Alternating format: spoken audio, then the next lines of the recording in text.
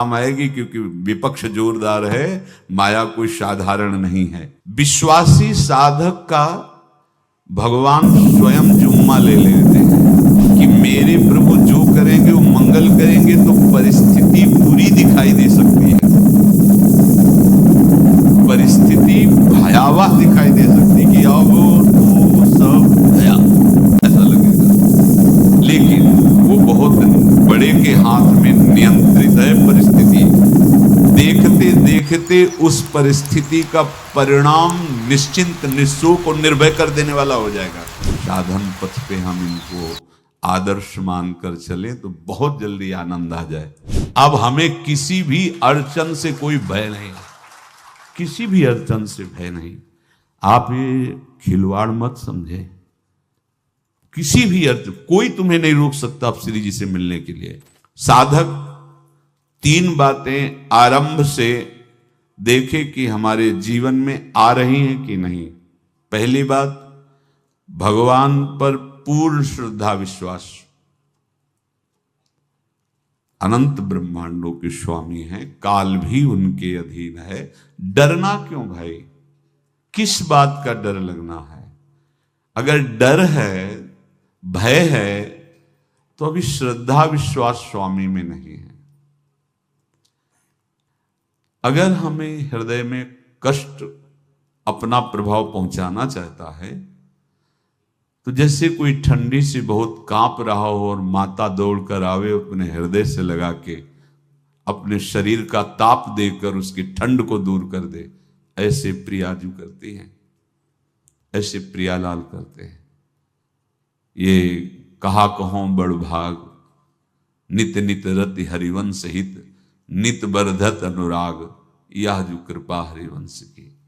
ये आपनो भाग आपन मुख, कहत जो श्री हरिवंश बल, हरिवंश भरोसे भय निडर, सो नित गर्जत हरिवंश बल। देखा है कष्टों की बौछार है, ऐसे जैसे ऊपर से वर्षा हो रही है, भगवान शेष फणों का छत्र, संवर्तक मेघ प्रलयंकारी वर्ष रहे, गिरिराज जी का छत्र। ऐसे भक्त को कृपा छत्र से हर समय सुरक्षित रखा जाता है।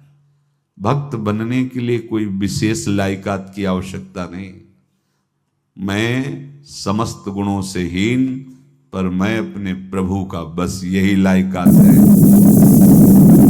प्रभु के सिवा यदि आपका कोई अन्य आश्रय है तो आपको धोखा लगेगा, नहीं तो सच्ची कह रहे हैं इसी जन्म में निहाल हो जाओगे। एक बात केवल स्वीकार करो, प्रभु के सिवा मेरा कोई नहीं, और है भी नहीं। स्वीकार कर लोगे तो तुम्हें अनुभव में आने लगे। हम प्रतिपल देखते हैं, प्रतिपल। वो केवल अपनापन चाहते, केवल अपनापन, कोई दूसरा नहीं होना चाहता। बस कहाँ बाहर तो देखो आप सब हमारे हैं, अंदर से आप सब श्री जी के हो और हम आपके सेवक। बाहर से आप गुरु मानो, जो भाव मानो, वो आपको श्री जी जाने। अंदर से हमारे आप श्री जी के जन हो और हम आपके सेवक हैं। बाहर से कुछ भी व्यवहार मानो, कोई बाहर से व्यवहार का कोई अस्तित्व नहीं, अंदर की बात का अस्तित्व होता है। आप सब हमारी स्वामिनी के परिकर हो, हम आपके दास हैं। बस इस बात से हमारा अपनापन आपसे है, नहीं श्री जी के सिवा किसी से कोई अपनापन नहीं। कि आप इसका प्रभाव समझिए। प्रभु को सिर्फ अपनापन चाहिए, सिर्फ अनन्यता। यदि उपासक में 3 बातें नहीं है तो अभी थोड़ी गड़बड़ी है। पहला, दृढ़ श्रद्धा विश्वास, दृढ़ श्रद्धा।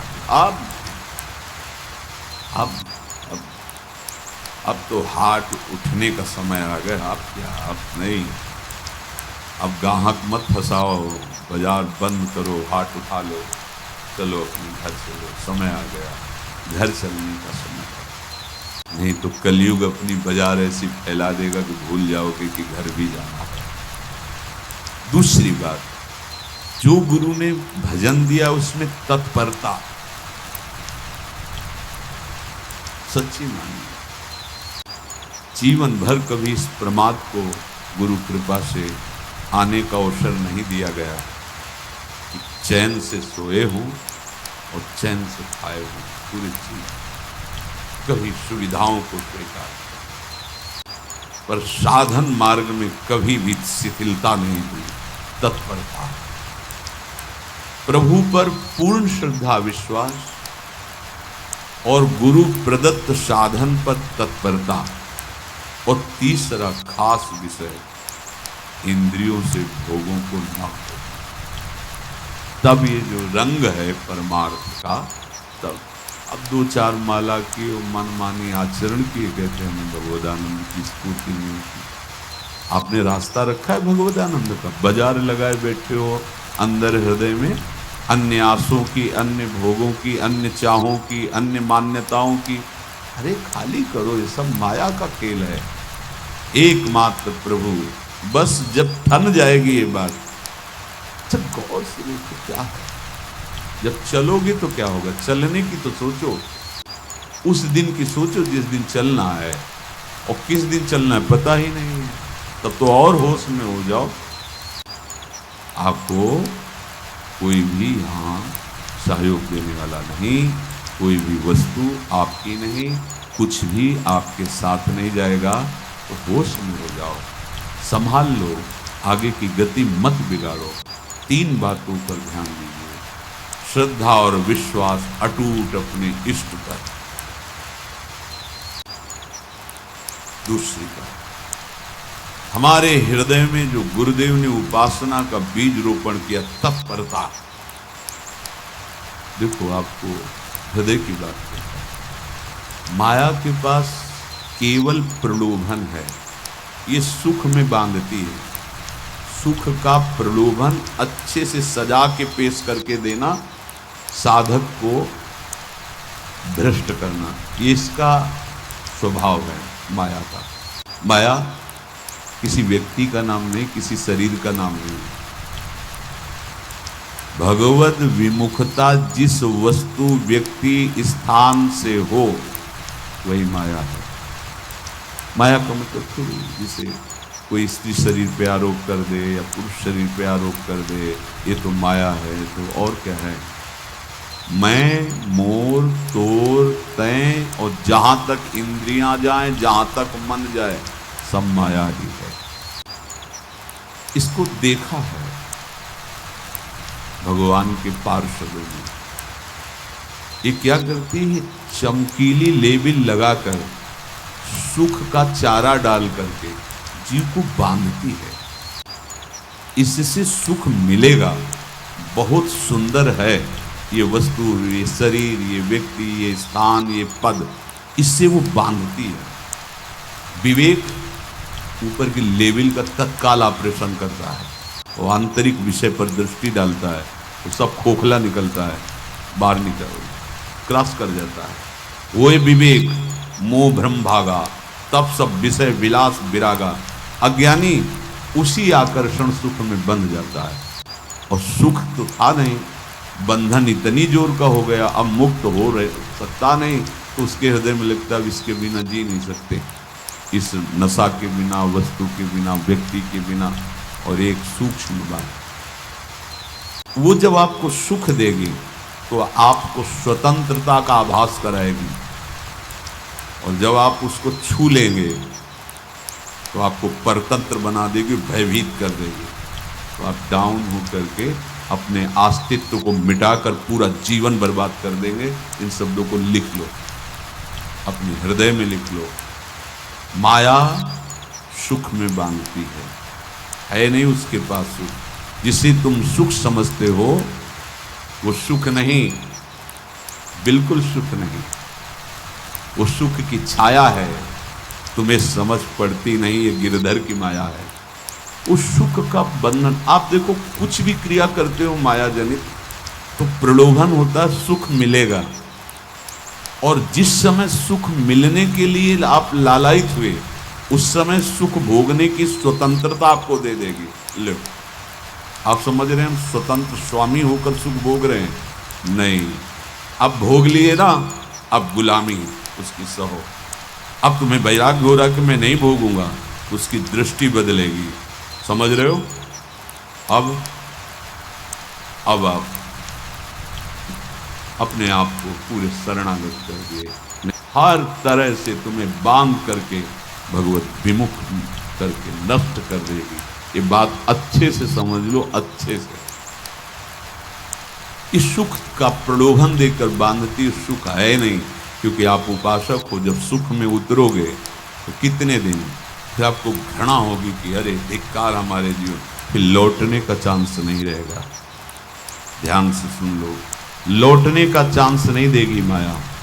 तुम्हारी ऐसी आंतरिक कमजोरी हो जाएगी, ऐसी वृत्तियां कमजोर हो जाएंगी कि तुम उस माया के इशारे पर नाचोगे, उसके विपरीत तुम बोलने की भी ताकत नहीं रख सकते। मान लीजिए, विषय चुगा जिन चुगे, कछुक चुगत सुख होए, फिर जो फांसी ऐसी लगे, तेसम दुख न को। ये अनुभवी महापुरुष रसिक शेखर श्री ध्रुवदास जी महाराज कह रहे हैं। तो तीसरी बात का संयतेंद्रिय, दृढ़ श्रद्धा विश्वास भगवान पर, गुरु प्रदत्त प्रबल साधना में तत्परता, और इंद्रियों की गुलामी कभी स्वीकार न करना।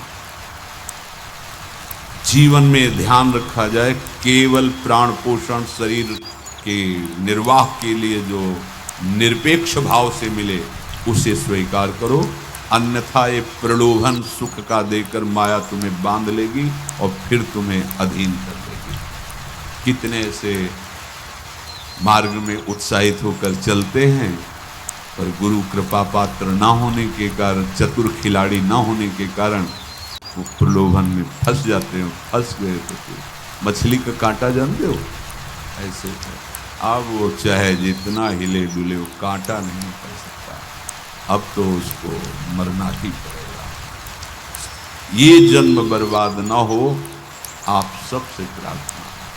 बहुत ही अपने घर की जैसी बात होती है।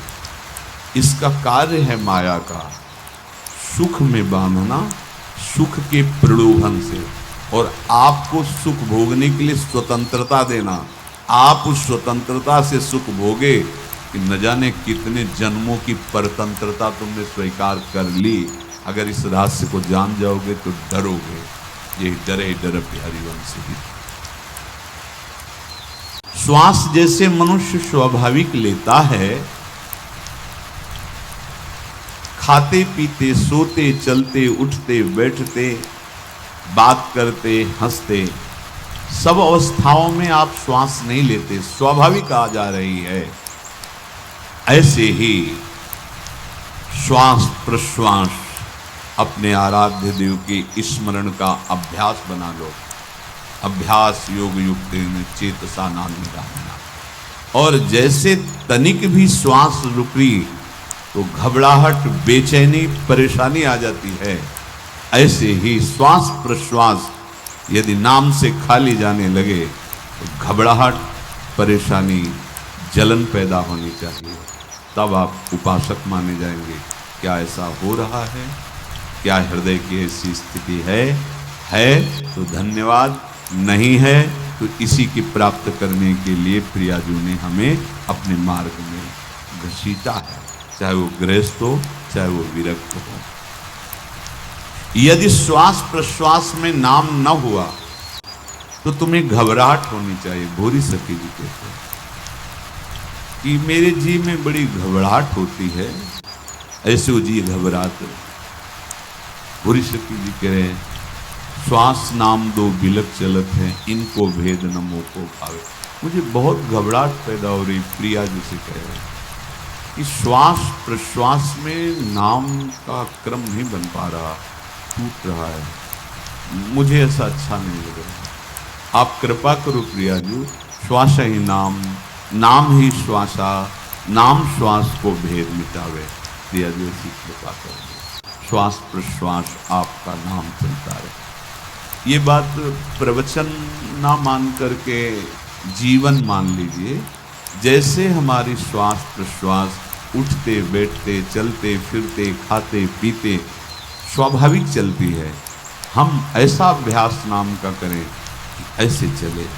जैसे हमारी श्वास प्रश्वास रुक